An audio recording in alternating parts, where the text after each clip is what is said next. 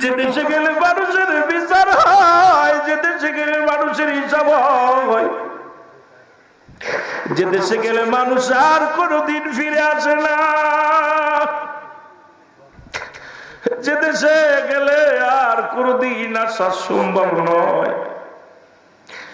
বাড়ির পাশে কত তাফসীর কারক শুয়ে রইল, মসজিদের পাশে কত ইমাম সাহেব শুয়ে রইল, এমন একটা জায়গা খবর নেওয়া যায় না।